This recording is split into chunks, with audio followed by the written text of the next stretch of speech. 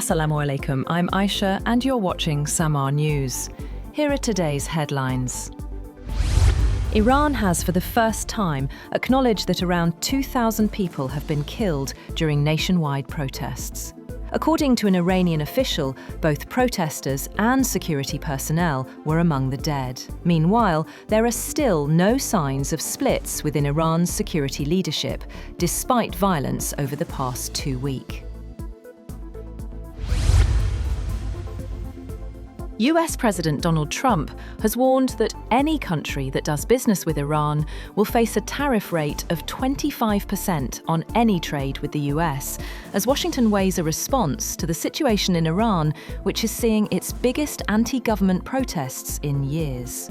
Trump said in a post on Truth Social that, effective immediately, any country doing business with the Islamic Republic of Iran will pay a tariff of 25% on any and all business being done with the United States of America. Tariffs are paid by US importers of goods from those countries. Some senior aides in President Donald Trump's administration, led by Vice President Vance, are urging Trump to try diplomacy before strikes against Iran. The Wall Street Journal cited US officials as saying that the White House was weighing an offer from Tehran to engage in talks regarding its nuclear program, as Trump seemed to eye authorizing military action against Iran. A spokesman for Vance said the journal's report was not accurate.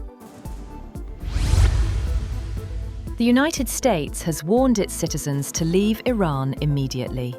The United States Virtual Embassy in Iran has issued an advisory urging American nationals to leave Iran now, citing protests across the country that it says are escalating and may turn violent. The advisory has warned of possible arrests, injuries, and severe disruption to daily life. In its statement, the embassy said protests across Iran could become violent amid heightened security measures by Iranian authorities.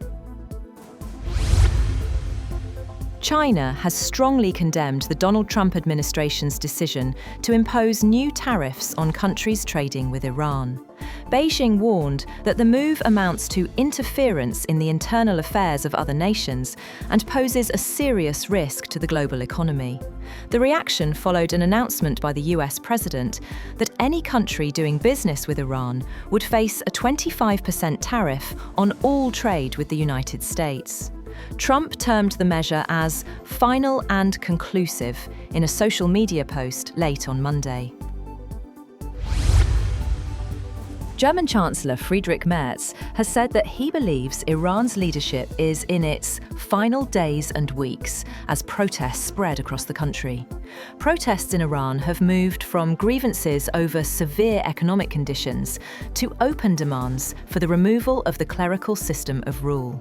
Speaking during a visit to India, Merz questioned the legitimacy of the Iranian leadership.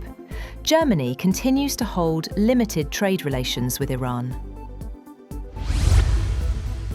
A powerful rainstorm swept across Gaza, flooding hundreds of tents and collapsing damaged homes sheltering displaced families. At least 6 people were killed, including women, a child, and a 1-year-old boy who died from extreme cold. Officials say thousands of tents were damaged as emergency services struggled amid fuel shortages. Russian forces have launched the year's most intense wave of missile attacks on Ukraine's 2 largest cities, killing 4 people in the northeastern city of Kharkiv. Ukrainian officials and media said the capital came under a short but intense attack from missiles. Telegram channels monitoring Ukraine said about 20 ballistic missiles were launched within about an hour overnight. In Kharkiv, Regional Governor Oleg Sinyahubov said 4 people had died in a strike on the outskirts of the city.